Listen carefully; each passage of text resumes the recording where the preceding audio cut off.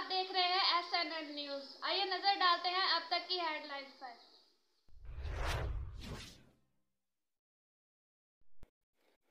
आवाज और तस्वीर की दुनिया में SNN न्यूज के साथ मैं हूं शाहिद अजीज चिश्ती। खबर शामिल करते हैं टंडो अला यार से, जहां कोरोना वायरस के बढ़ते हुए केसेस के सिलसिले में डिप्टी कमिश्नर टंडो अला यार रशीद अहमद जरदारी की जेर सदारत इजलास हुआ, जिसमें कानून नाफज करने वाले इदारों महकमा सेहत के अफसरान ने शिरकत की। जिसमें फैसला किया गया कि 30 जून तक 2 हफ्ते के लिए मुकम्मल लॉकडाउन होगा।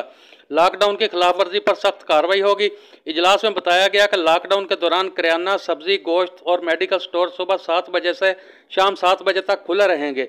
दुकानदार हुकूमती SOPs पर अमल दरामद के पाबंद होंगे, वरना जुर्माना और दुकानों को सील करने के साथ साथ मुकदमात का अंदराज भी होगा।